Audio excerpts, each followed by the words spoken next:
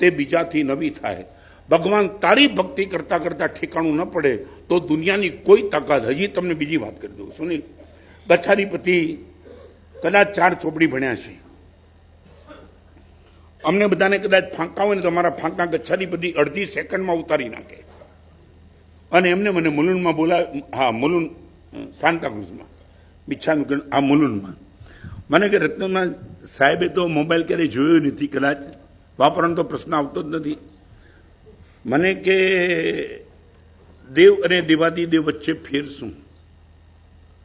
સાહેબ પૂછે ને ત્યારે આપણે સમજી રહ્યું કે આપણી આ પરીક્ષા ચાલે છે, આપણને ન દોડાય. હું સાહેબ હવે આપ મને પૂછો,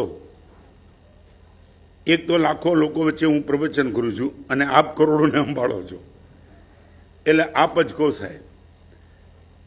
મારી જિંદગીમાં આવું લોજિક સુનિલ શાસ્ત્રમાં છે, પણ ગચ્છાધિપતિએ લોજિક આપ્યું, મિરેકલ લોજિક.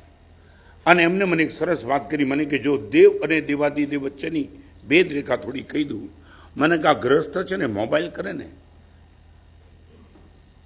એકદમ એક્ઝેક્ટ નંબર ઉપર મોબાઈલ કરે તો પણ સામાને રિસીવ કરવો હોય તો કરે, નહીં તો ન કરે. બરાબર છે ને? બને ને? બરાબર છે ને? વિપુલ શું કરે? કાપી નાખે, ઘંટી જવા દે, નથી લેવું. સાહેબ મને શું વાત કરીએ સુનિલ.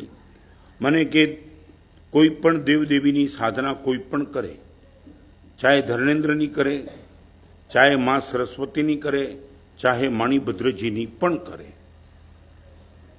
સાધના 100% સાચી, વિધિ સાચી, અહોભાવ સાચો, પણ આ રાઈટ નંબર ઉપર ઘંટડી વાગે એ માણીભદ્રજી તમારો કોલ ઉપાડે એવો કોઈ કાયદો નહીં.